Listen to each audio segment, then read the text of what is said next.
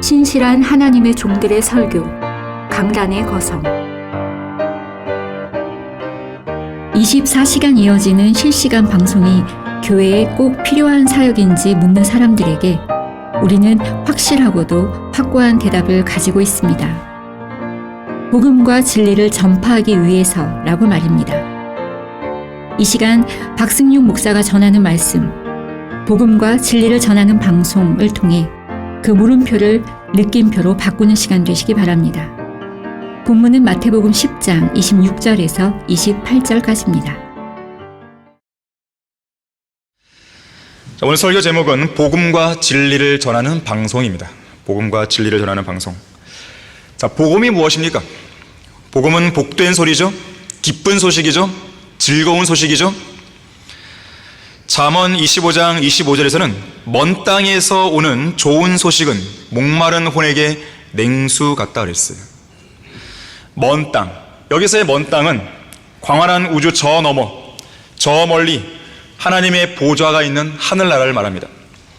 머나먼 하늘나라에서 보내온 이 훌륭한 전문은 인류의 구속에 관한 좋은 소식이요, 목마른 죄인들에게는 냉수 같은 소식인 것이죠. 인간의 생존을 위해서는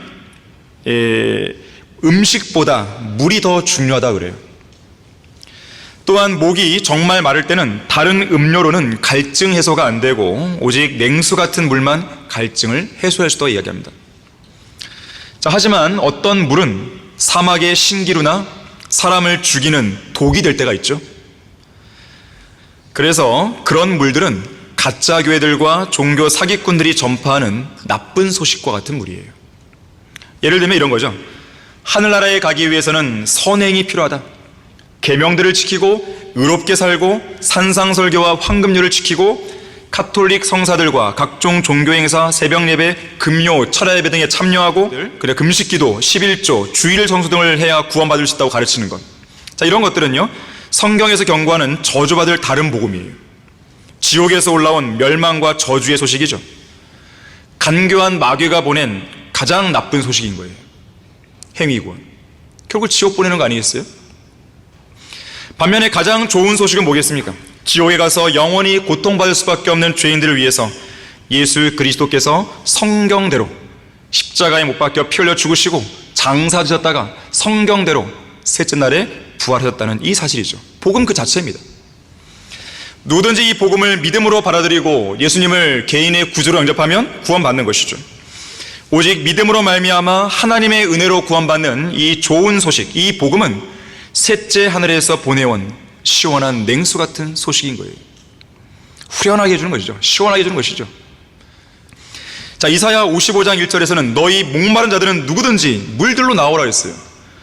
아니, 행위구원을 얘기하는데 어떻게 그것이 이 목마름을 갈증을 해줄 수 있겠습니까? 더 근심만 쌓이죠. 요한계시록 22장 17절에서도 목마른 자도 오게 하며 원하는 자도 누구든지 생명수를 값없이 마시게 할 줄 알았어요. 값없이. 행위구원은 이미 뭐예요? 값을 치르는 거 아니에요. 목마른 사람 그 누구라도, 마시기 원하는 사람은 그 누구라도 값없이 마실 수 있는 거예요. 복음은 감히 값으로 매길 수 없는 무료예요. 무료. 완전한 공짜입니다. 우리 구주이신 예수님께서 이미 그분의 피로 모든 값을 지불했기에 값없이 마시면 돼요. 그래서 복음인 거예요. 자, 그렇다면 진리는 무엇이에요? 진리는 예수 그리스도시죠. 나는 길이요 진리요 생명이라 나로 말미암지 않고는 아버지께로 올 사람이 아무도 없다고 그랬어요. 모든 사람이 죄를 지었으므로 하나님의 영광에 이르지 못했잖아요. 그런데 영광에 이를 수 있는 그 길을 예수님이 제시하신 거죠. 그래서 우리는 진리이신 예수 그리스도를 믿어야 되는 것이고, 진리이신 예수 그리스도만을 바라봐야 되는 것이고, 진리이신 예수 그리스도 한 분만으로 우리 마음을 가득 채워야 되고, 진리이신 예수 그리스도를 항상 증거해야 돼요. 진리가 아닌 것은 어떤 말도 우리 입 밖으로 내지 말아야 됩니다. 진리가 아닌 것은 어떤 것도 쳐다보지 말아야 돼요. 오직 진리에 의해서만 우리의 모든 인생을 인도받아야 됩니다. 또한 진리는 무엇입니까? 하나님의 말씀인 성경이죠. 아버지의 말씀은 진리입니다. 하나님의 말씀은 진리예요. 진리의 성경은 항상 옳습니다. 하나님의 말씀과 반대되는 것, 그건 어떤 거라도 틀려요. 존 위클리프는 말했어요. 성경에 있는 모든 단어가 참되며 성경에 근거하지 않는 것은 그 어떤 것도 믿을 필요가 없다 그랬어요. 또 이렇게 말했습니다. 성경에 일치하는 것은 그 어떤 것도 옳은 반면 성경에 반대되는 것은 그것이 무엇이든지 거짓이다 그랬어요. 그래서 고린도후서 13장 8절에서는 우리가 진리를 거슬러서는 아무것도 할 수 없고 오직 진리를 위해서만 할 수 있다고 그랬어요. 또 야고보서 3장 14절도 진리를 거슬러 거짓말하지 말라 그랬어요. 하나님의 은혜의 복음을 통해서 구원받고 진리의 말씀 곧 살아있고 영원히 거하는 하나님의 말씀으로 거듭난 모든 그리스도인들은 복음과 진리를 전파해야 할 의무가 있습니다. 특히 복음과 진리의 기반인 바른 성경, 하나님께서 영감으로 기록하시고 섭리로 보존하신 한글 킹제임스 성경을 한글을 모국어로 사용하는 이 땅의 수많은 사람들에게, 모든 사람에게 믿음과 실행의 최종 권위로 정착시켜야 할 의무가 있는 거예요. 우리 교회는 1992년 4월 12일 창립 이래로 지금까지 지난 31년 동안 하나님께서 위탁하신 바로 이 사역을 이루겠다는 일념으로 달려온 것이에요. 지금도 하고 있고 또 앞으로도 달려가야 됩니다. 매월 800명 이상의 죄인들을 주님께로 이겨오는 구령의 열매들이라든지 240종 이상의 주옥 같은 교리 서적과 진리의 서적들을 위시한 말씀 보존학회의 열매들이라든지 킹제임스 성경 신학교를 비롯해서 서울 크리스찬 초중고등학교, 교회 직영 어린이집을 통해 양성되는 인재들이라든지 서울 솔로몬학교 성경연수원에서 가르치는 진리의 지식으로 성장한 3,360명의 수료자들이라든지 창간 이후 지금까지 단 한 차례도 중단하지 않고 발행한 월간 성경 들으는 사람들, 개간 그날의 양식을 통해 진리에 눈을 뜬 수많은 사람들이라든지 전국 11개의 성경 들어 믿는 지역교회들이 수행한 사역의 풍성한 열매들이라든지 170억 원 상당의 교회 건물을 지으면서도 성도들에게 건축 헌금을 걷지 않은 사상 초유의 간증이라든지 1994년에 출간된 이래로 단 하루도 거르지 않고 판매되어 25만 권 넘게 보급된 한글 킹제임스 성경 등 이 모든 것들이 증거예요. 증거들이에요. 여러분은 제가 말씀드린 이 가지고요 어느 누구 앞에서도 떳하게 할 수 있어요. 뭐 거짓말이 없으니까요. 지금 뭐 가짜를 뭐 보탰습니까? 있는 그대로 사실을 얘기한 거죠. 사무엘하 7장 21절에서 주의 말씀을 위하여 또 주의 뜻에 따라 주께서는 이 모든 위대한 일들을 행하시어 주의 종으로 그 일들을 알게 하셨다고 했어요. 우리로 하여금 알게 하신 거예요. 얼마나 주님이 위대하신 분인지, 또 주님께서 어떻게 이 교회 안에 주님의 뜻을 위해서, 주님의 이름을 위해서 어떤 위대한 일들을 행하셨는지 알게 하신 거예요. 우리의 간증입니다. 자, 이렇듯 어려워서 못할 일이 없으시고 무에서 유를 생성하시는 전지전능하신 하나님께서는 이 마지막 시대에 이 한국 땅에 올바른 성경과 성경적인 복음과 참된 진리의식을 허락해 주신 거예요.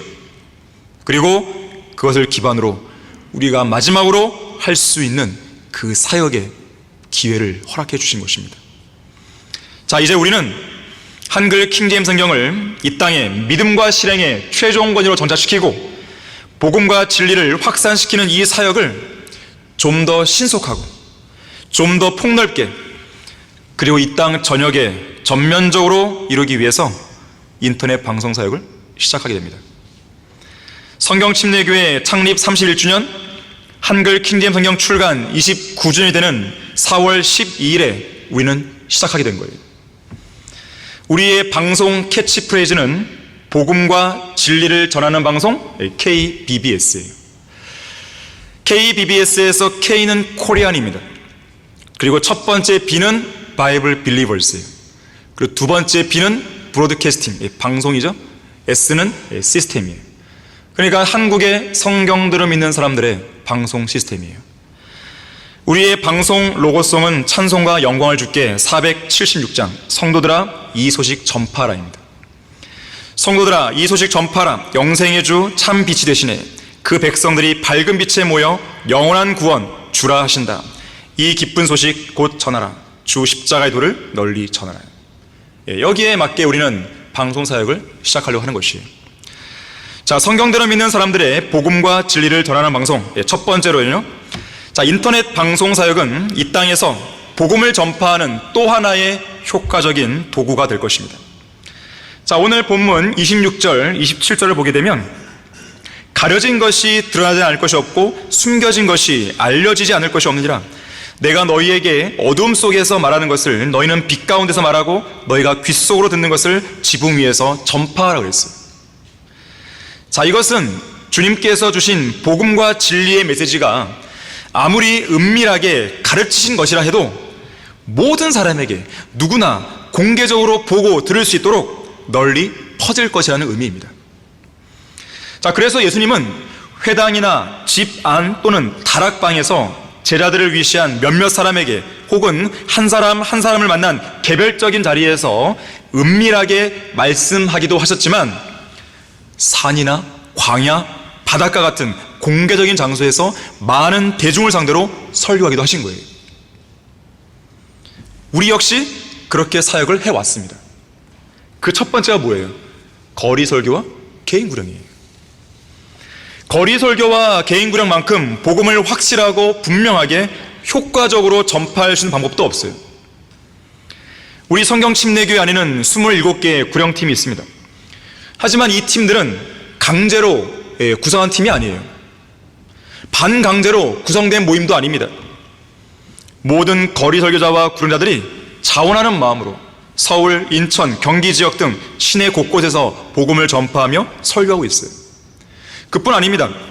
팀에 소속은 안 되어 있어도 개별적으로 기회가 닿는 대로 구령하는 형제자매들이 있는 거예요. 또 방학이나 휴일을 이용해서 전국을 순회하며 복음을 전하는 지체들이 있습니다. 과연 이 나라 어떤 교회들이 이런 걸 하나 이거예요. R.A. 토레이 목사가 이렇게 말했어요.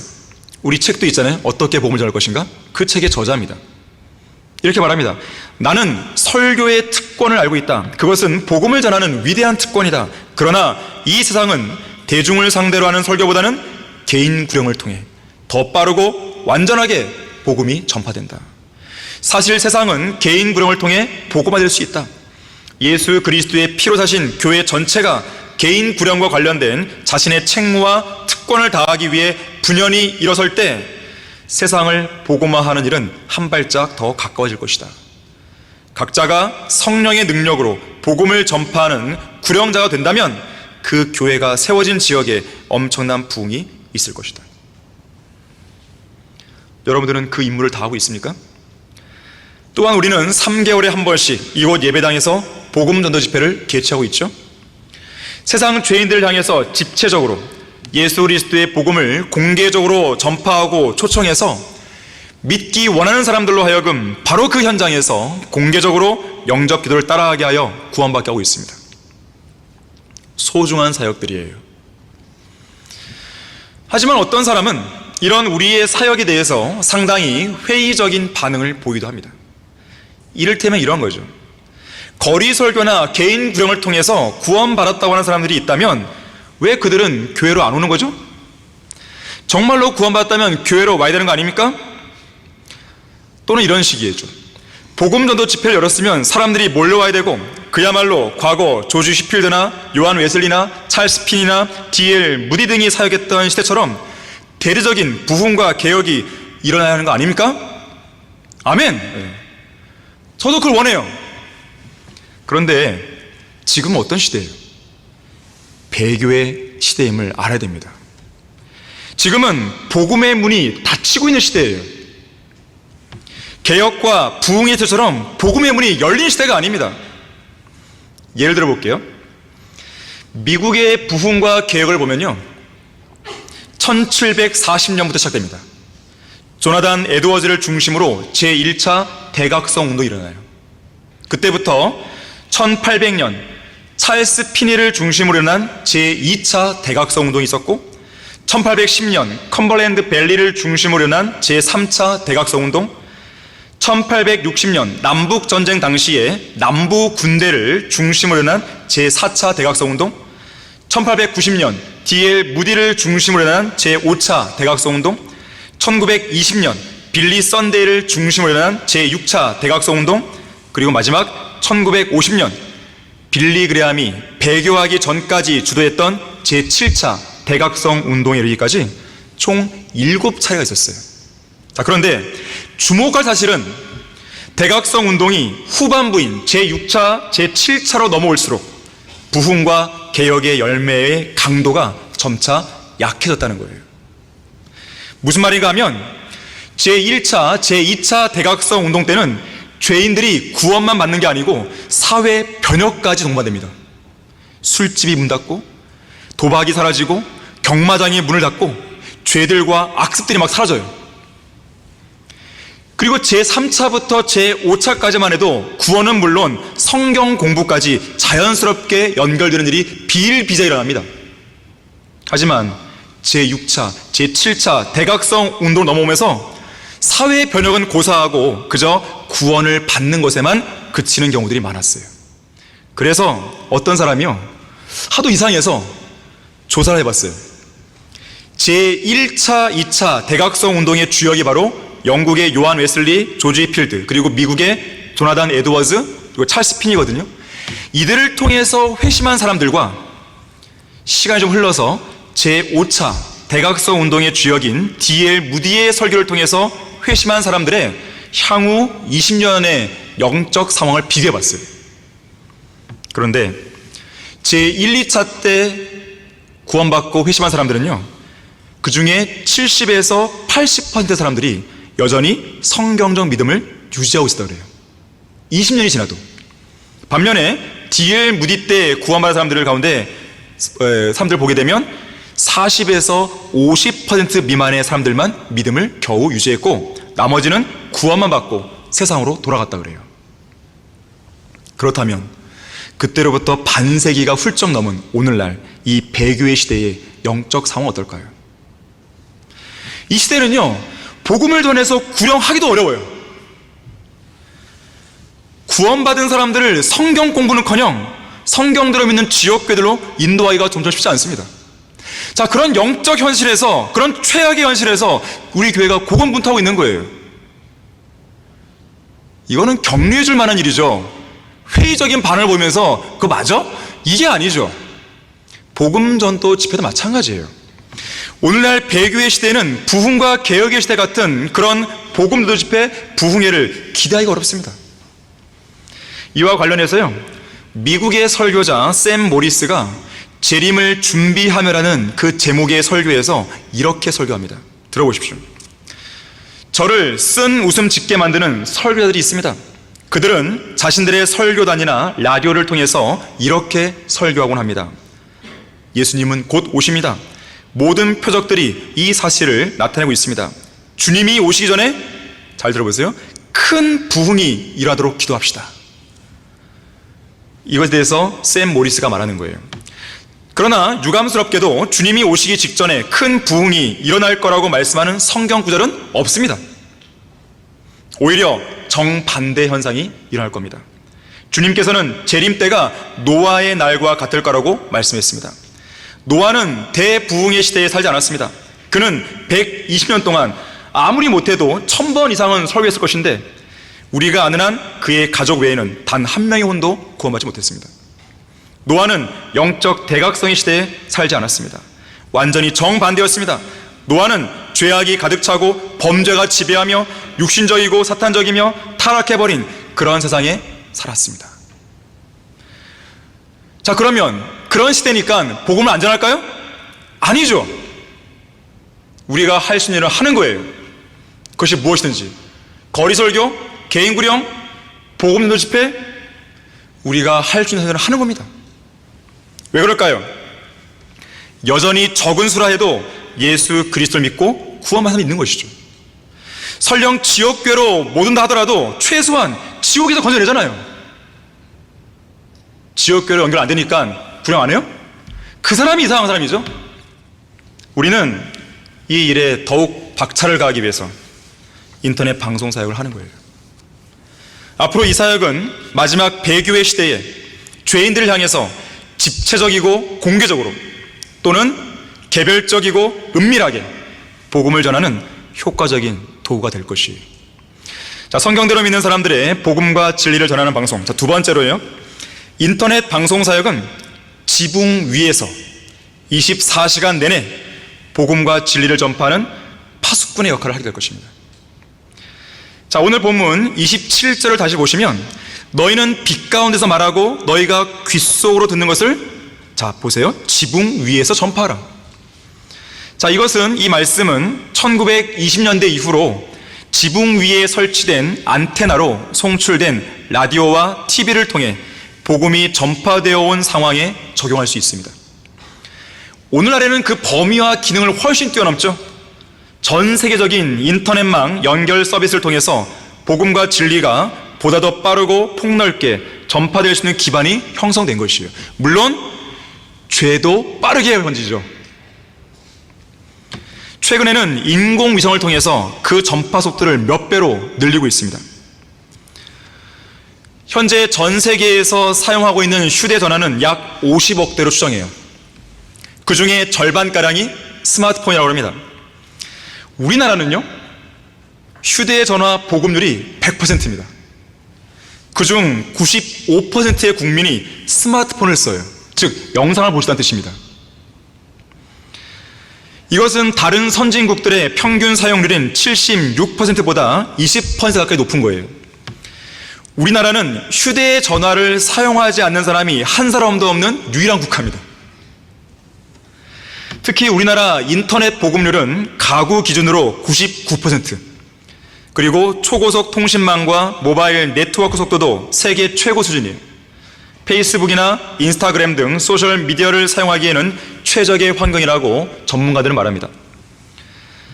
자, 우리는요, 이런 기기들과 네트워크를 활용할 뿐이에요. 그리고 지붕 위에서 파수꾼을 세워놓고, 다시 말하자면 지붕 위에서 활동할 인터넷 방송 사역을 통해 24시간 내내 복음과 진리를 전파할 것입니다. 지붕 아래에는 구령자들의 손에 들려진 전도지가 있어요. 전도자는 파수꾼이 있는 것입니다. 지붕 위에는 인터넷 방송이라는 파수꾼이 세워진 거예요. 이제 지붕 위와 아래에서 우리가 세워놓은 파수꾼들이 복음을 전파해야 될 것이에요. 여러분은 이 전도지가 얼마나 훌륭한 파수꾼인지 알고 계십니까? 전도지가 지닌 효용을 알고 계신지 묻는 거예요. 자, 복음과 진리를 전파하는 방법에는 개인 구령, 거리 설교, 복음유도 집회, 또는 교회 주일학교, 킹겜동 신학교, 서울 소노말 성경연수원, 그리고 월간 성경 들으는 사람들, 개간 그날의 양식, 240권 이상의 진리의 서적들, 다시 말하자면 문서 사역으로도 복음을 전하는 것이죠. 자, 문서 사역의 가장 기본은 바로 전도지입니다. 가장 기초예요. 자, 우리는 이 땅에 지붕 아래의 파수꾼인 전도지의 효과를 잘 알고 있어야 돼요. 이거를 알면 인터넷 방송 사역의 효과도 그대로 알게 되는 거예요. 첫 번째, 전도지는 남녀노소 할 것 없이 어느 누구나 참여할 수 있습니다. 여기 강단에 서서 설교하거나 성경 공부를 인도하는 일은 누구나 쉽게 할 수 있는 게 아니죠. 성령의 능력은 말할 것도 없고 어느 정도의 성경전 지식이 있어야 되는 거예요. 하지만 전도지를 나누어주는 일은요, 성경적 지식을 갖추고 있지 않아도 구원만 받았다면 누구나 할 수 있습니다. 그리고 놀라운 힘을 발휘하는 사역이에요. 심지어 눈이 멀었거나 귀가 먹은 사람조차도 할 수 있습니다. 그건 주는 것인데요. 하지만 대부분의 그리스도인들은 사지가 다 멀쩡하잖아요. 누구나 할 수 있습니다. 하지만 이것도 하나님의 사역이기 때문에 기도하지 않고 성령으로 충만하지 않으면 못합니다. 여러분도 아마 경험해 보실 거예요. 내가 성령으로 충만하지 않으면 전도지에서 못 나와줘요. 막 벌벌 떨죠. 이렇게 못 나와줍니다. 두 번째, 상대하기 까다로운 사람들에게 접근할 때 효과적인 사역이 됩니다. 뭐 깡패들, 조폭들 무시무시하잖아요. 잘 못 가잖아요. 입도 벌리기 힘들 때 전도자는 주고 오는 거죠. 또 어떤 사람들이 있습니까? 자존심이 강한 사람들은요, 그들 자신이 죄인이라고 말하면 한마디도 안 듣죠. 그냥 귀를 막아버리죠. 이런 사람은 아직 받아들일 준비가 안 돼 있는 거예요. 자, 이런 사람들에게는 전도지를 건네주는 거죠. 그리고 마음속으로 기도하는 거예요. 하나님, 이 일에 복을 주십시오. 그러면요, 그 사람이 어느 때에 가서 자기 손에 들린 전도지를 보고 구원받을 줄 어떻게 알겠어요?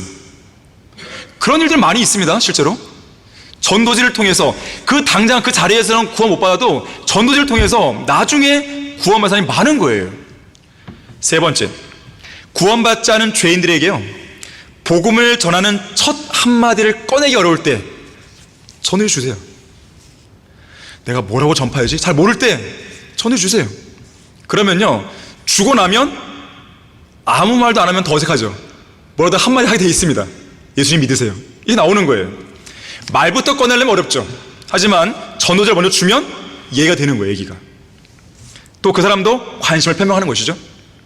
네 번째, 전도지는요, 그 사람이 쓰레기통에 버리지 않는 한 그를 계속 따라갑니다. 거리에서 구령할 때요, 시간을 충분히 내서 복음을 잘 듣는 사람들만 만나는 게 아니잖아요. 어떤 사람은 잘 듣다가도 약속 때문에 성급히 대화를 끊고 가버립니다. 또 어떤 사람은 그림판 우리 보면서 관심을 표명하다가도 바로 또 가버리잖아요. 그때 전도를 주는 거죠. 그러면은 그 사람을 이 전도가 따라가는 거예요. 나는 그 사람 목적지까지 갈 수 없어요. 그 사람 집까지 갈 수 없어요. 하지만 전도지는 가는 거죠. 어떤 사람은 땅에 버려진 낡은 전도지 한 장을 통해 구원받았던 사람도 있었어요. 뉴욕의 어느 선교사 본부로 한 사람이 찾아왔습니다. 그곳의 선교사는 그 사람에게 복음을 전했지만 그가 들으려 하지 않았어요. 하는 수 없이 선교사는 전도지 한 장을 줍니다. 그런데 그 전도지 안에는 이런 내용이 써 있었어요. 오늘 밤 죽는다면 나는 빈칸 어디로 가야 될 것입니다. 어디에 해당하는 이 빈칸을 채워주시고 서명해 주십시오. 이 문구가 써 있는 것이에요. 이 남자는 그 전도지를 들고, 이 사람은 항해사였기 때문에 자신의 배로 돌아옵니다. 그리고 항해길에 오르죠. 그 전도지는 침대에 아무렇게 던져놨어요. 그런데 놀랄만한 일이 일어납니다. 항해하는 가운데 그가 쉬거나 잘 때마다 침대 위에 누워있으면 꼭 그 전도지가 나를 보는 것 같아요. 도저히 불안해서 안 되겠습니다. 그래서 이 항해사는 전도지를 들었어요. 그리고 그 빈칸에 씁니다. 오늘 밤 내가 죽는다면 나는 지옥에 가야 될 것입니다. 그러면서 그는 속으로 이렇게 말해요. 하지만 나는 지옥에 가지 않고 하늘나라 갈 것입니다. 왜냐하면 바로 지금 이 전도지 내용대로 예수 그리스도를 나의 구주로 영접할 것이기 때문입니다. 그래서 이 사람이 그 간증을 들고 다시 그 선교사 본부로 옵니다. 그리고 이야기를 해줬다는 것이에요. 다섯 번째, 전도지는 우리가 몸으로 직접 갈 수 없는 곳에서 놀라운 사역을 감행합니다. 몇 년 전에 주님 곁으로 간 빌 유뱅스 선교사, 로마 카톨릭의 거점인 바티칸 상공에서요, 경비행기를 타고 몇 분간 돌면서 전도지를 뿌렸습니다. 그래서 피터 러커만 목사님은요, 아프리카에서 온 편지를 받은 적이 있어요. 거기에는 이렇게 쓰여 있습니다. 예수 사람에게, 나 지금 예수 사람, 나 지금 정글에서 당신의 얼굴 사진 발견, 나 구원받았고 성경 필요하다, 제발 무엇 보내줘. 이 아프리카 어떤 원주민이 전도지 한 장을 보고 구원받은 거예요. 그리고 성경 달라고 편지를 쓴 겁니다.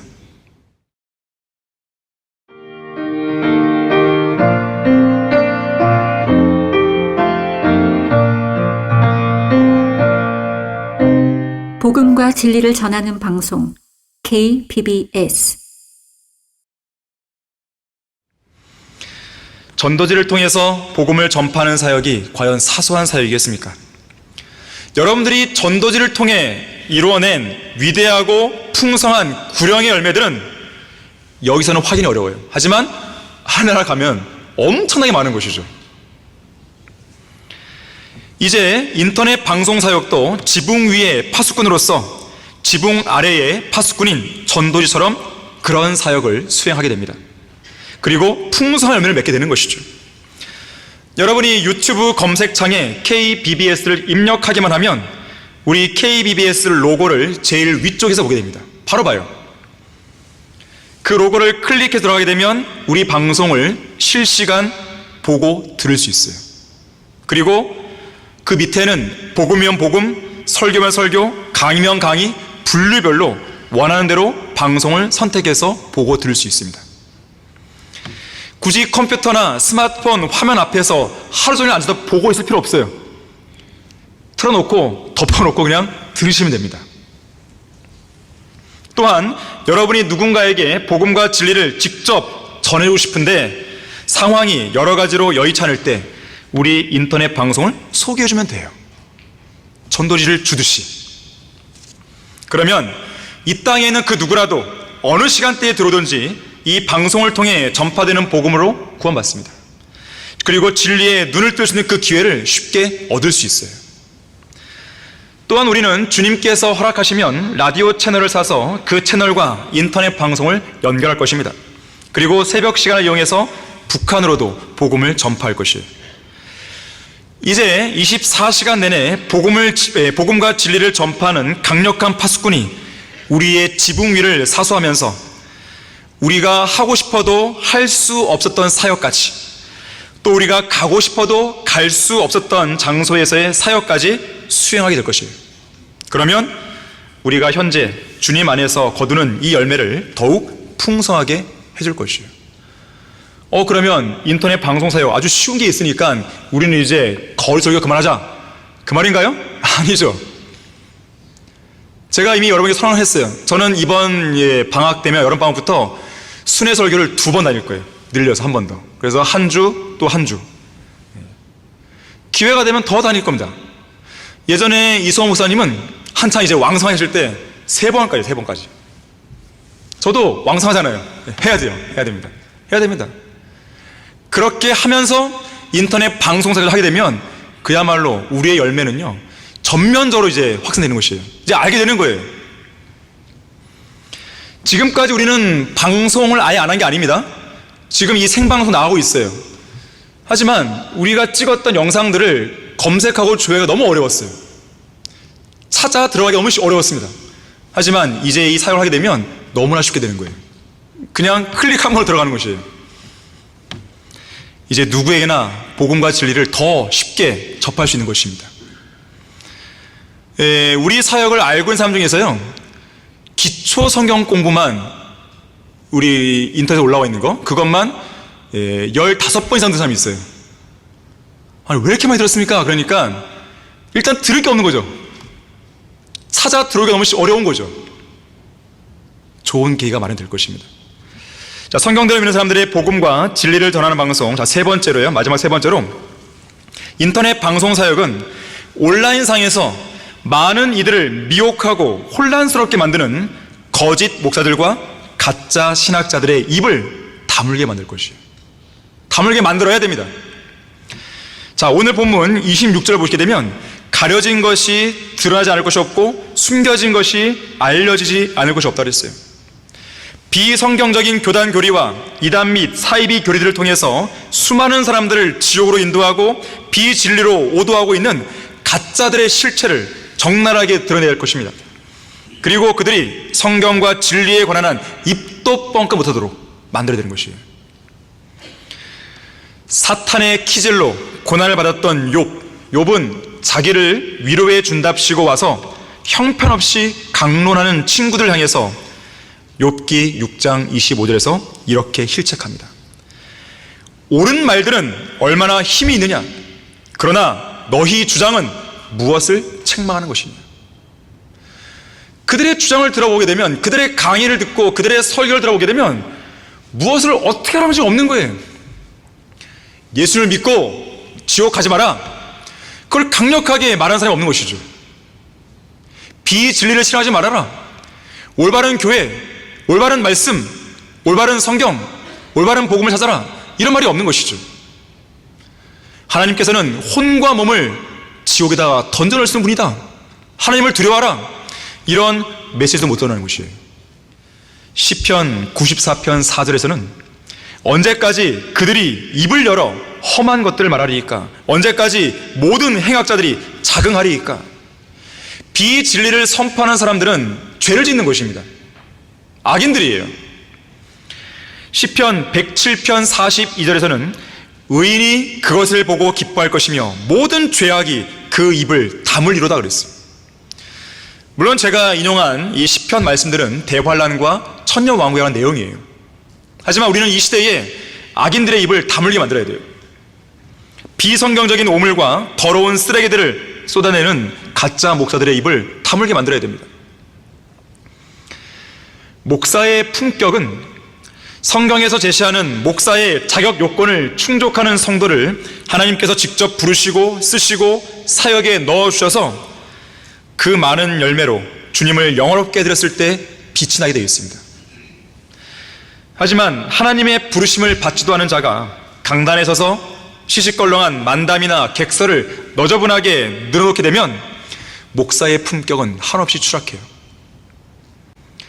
이 강단은 장난치는 자리가 아니에요. 이 강단은 농담하는 자리가 아닙니다. 물론 강단에서 위트 있는 말을 할 수 있어야 되죠. 그러나 무조건 사람들, 교인들을 웃기기 위해서 하는 그런 농담 같은 말을 하는 곳이 아니에요. 변개된 성경과 거짓 교리를 가지고 강단에 설 때, 권력과 탐욕에 눈이 멀어서 도덕적인 타락과 추태를 보일 때 목사의 품격은 바닥을 치게 돼 있어요.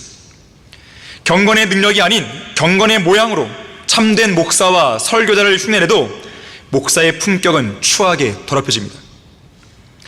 심지어 그 자격 없는 가짜 목사를 통해서 하나님의 권위와 하나님의 말씀인 성경의 권위가 실추되는 것이에요. 주님의 이름에 먹칠하는 것이죠. 이런 자들은 거짓 선자들이나 거짓 교사들이고 겉으로는 양의 옷을 입고 나오지만 속으로는 약탈하는 이리들이에요. 나쁜 열매를 맺는 나쁜 나무들이고 수많은 소경을 멸망의 구덩이로 인도하는 눈먼 안내자들이죠. 악한 마음에서 악한 것들만 쏟아내는 독사들의 세대인 것입니다.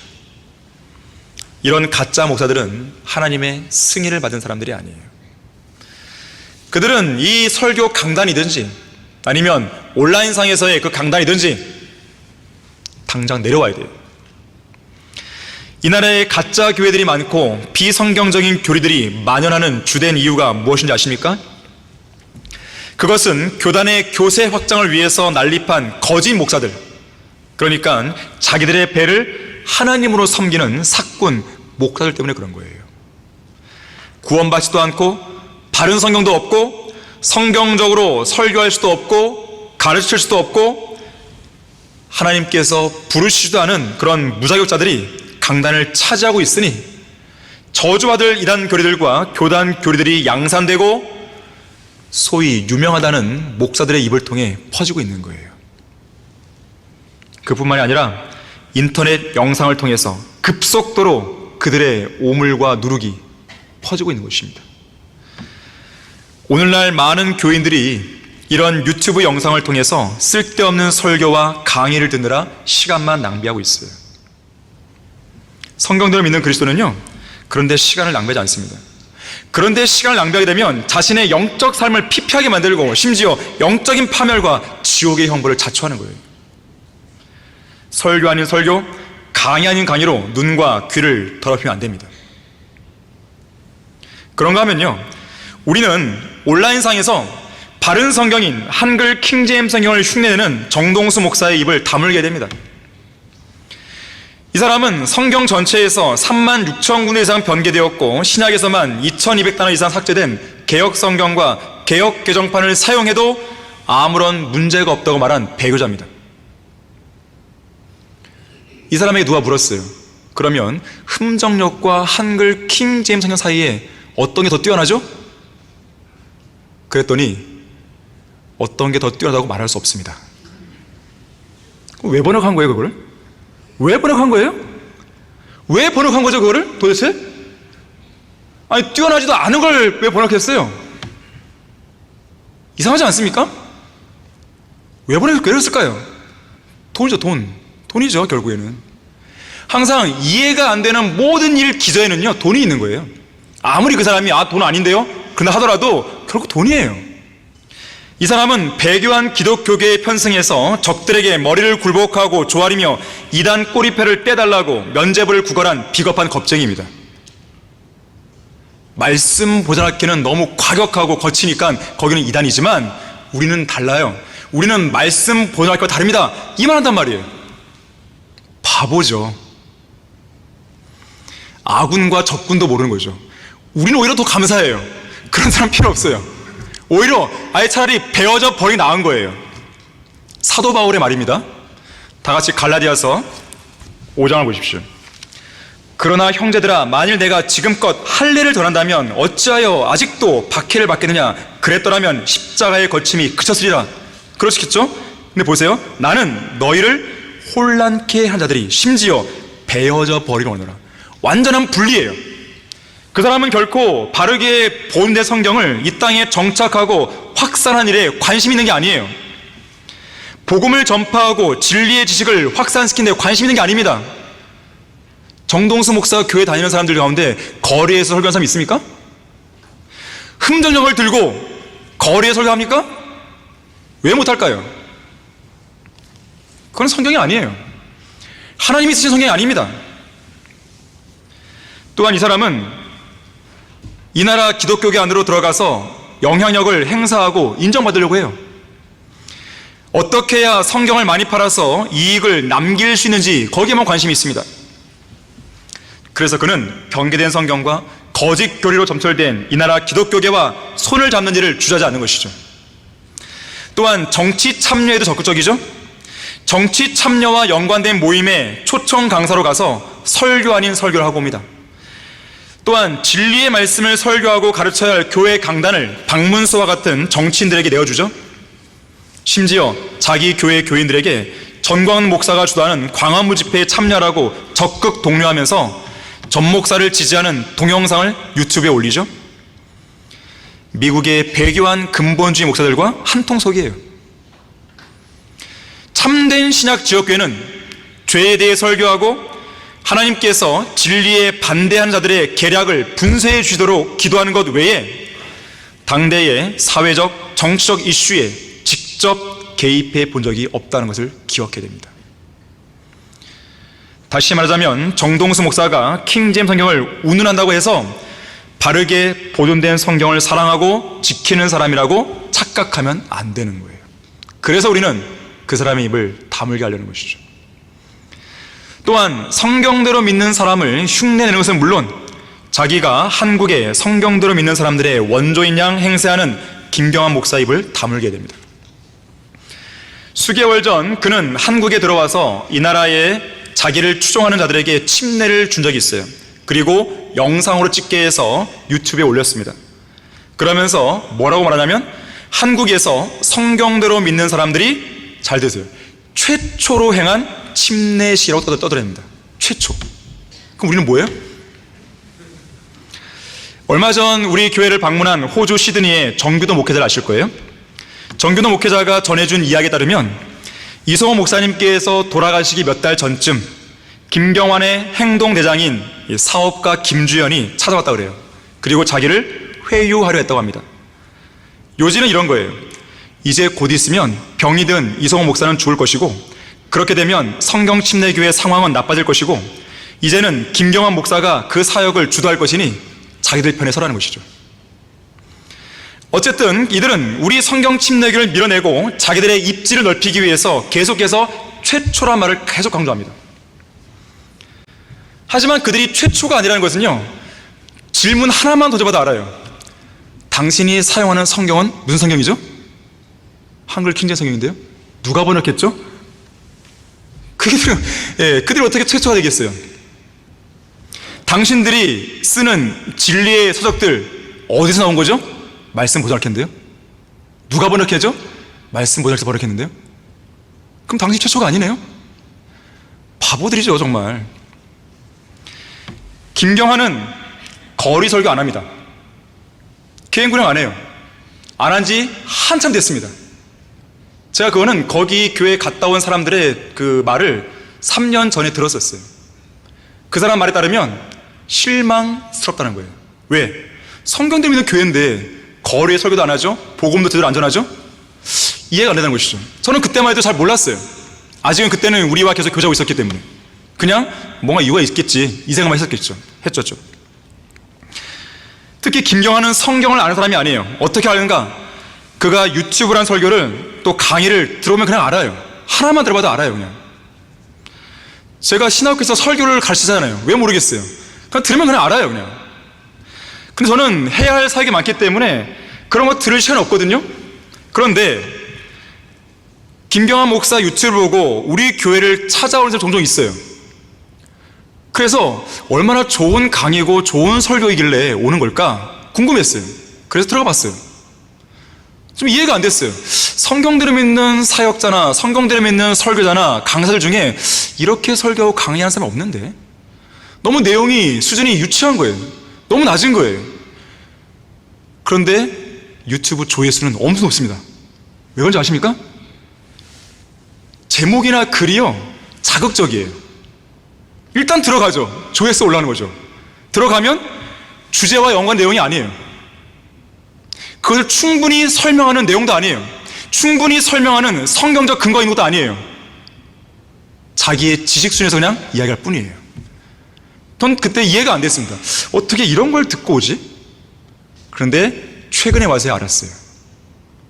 아하, 인터넷이 워낙 보급되어 있다 보니까 정말 아무것도 모르는 제도권 교회, 이들은 이것조차도 뭐예요? 정말 신세계 이것조차도. 그래서 그들이 김경환 그렇게 얘기하는 거예요. 그래서 제가 뒤늦게 깨닫는 거예요. 아, 가만히 있으면 안 되겠다. 인터넷 방송사로 해서 그들의 입을 막아야겠다. 그 얘기예요. 얼마 전에 이 전주 성경침례교회에 성별한 사람이 있어요. 원래 이 자매님은 이 김경환 그쪽 무리에 있던 사람이에요. 그런데 어떠한 계기가 돼 있어서 빠져나왔어요. 그리고 그분의 말에 의하면 나는 지금까지 김경환만 제대로 알고 있었는 줄 알았는데 아니네, 이걸 알았다는 거예요. 제가 거기서 또 한 번 충격을 먹은 거예요. 우리는 그만큼 말씀을 전하고 바른 성경을 보급하기 위해서 열심히 노력했는데 이 인터넷 이 부분이 우리가 한 부분을 놓쳤던 것이죠. 하지만 이제는 달라지는 것이에요. 이제 이 사역을 하게 되면 그들의 입은 점차 다물게 돼 있어요. 함부로 입을 못 놀립니다. 또한 한때 김경환이 오랫동안 교제했었고 또 우리에게 추천했던 인물들을 보면요, 김혜택, 최바울, 김영배, 송요셉 이런 사람들이거든요. 음행에 찌든 간음자들이고요, 교인들을 착취한 사기꾼들입니다. 김경환이 이 사람들을 우리 교회에 소개시켜준 거예요. 특히 김혜택 이 사람은요, 이성호 목사님과 엮어주려고 했던 사람이에요. 그러나 이성호 목사님께서 중간에 딱 캐치하신 것이죠. 마귀는 김경환을 이용해서 이 형편없는 쓰레기들을 우리 교회와 엮어했던 것이에요. 하지만 하나님께서는 이 가증한 시도를 철저하게 막아주신 것이죠. 어찌 이런 자가 목사라는 직함을 달고 사역 아닌 사역을 한다고 하는데 우리 어떻게 가만히 있을 수 있겠습니까? 그가 유튜브에 떠들어대는 그의 설교는 설교가 아니에요. 그가 썼다고 하는 책이 2권 있거든요. 유치합니다. 왜 그런 책 썼을까? 좋은 책이었으면 우리가 진작 내줬죠. 하지만 이성 목사님은 NO! 책이 아니거든요. 그들도 알아요. 거기서 교회를 본 사람이 있거든요. 그 교회를 본 사람이 저한테 시인한 거예요. 그 책을 교회를 본 사람이 저한테 시인한 거예요. 이성호 목사님과 성경침례교회에 해를 끼치고 성경대로 믿고 실행하는 우리 교회의 말에 대항한 김경환은 한글 킹제임스를 쓸 자격이 없습니다. 쓰지 말아야 돼요. 이제는 그들이 목사님의 장남인 이국헌을 이용해서 우리의 사역을 방해하고 있습니다. 제가 나중에 기회가 되면 알려드릴 거예요. 지금은 때가 아니에요. 하나님께서는요, 이성호 목사님과 성경대로 믿는 교회에 해를 끼친 그를 절대로 좌시하지 않을 겁니다. 이미 하나님께서는 징계로 목소리를 쳤잖아요. 그런데 정신 못 차리고 또 공격을 하는 것이죠. 심지어 몇 달 전에는요, 그의 행동대장 김주현도 미국에서 쓰러졌다는 얘기가 있었어요. 하나님이 치시는 거예요. 지금 어떤지 모르겠지만 어쨌든 하나님께서는 징계하신 거죠. 디모데후서 4장 14절에서요, 주께서 그의 행위대로 그에게 갚으시리라고 바울이 기도합니다. 알렉산더, 구리세공자 알렉산더가 얼마나 해를 끼쳤어요. 그의 행위대로 갚으실 거라고 바울이 기도하는 거예요. 우리도 마찬가지 기도를 하는 것이죠. 우리가 육신적으로 대항하지 않습니다. 하나님께서 하시도록 우리는 기도할 뿐이에요. 하나님의 경고를 우습게 여기는 자들은 누구입니까? 그런 자들에 대해서 주님은 이렇게 경고합니다.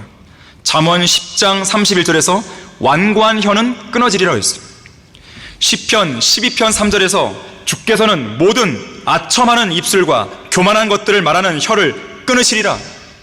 정동수 목사에 의해 해당되는 것이죠. 왜 배교한 기독교계 아첨하나 이거예요.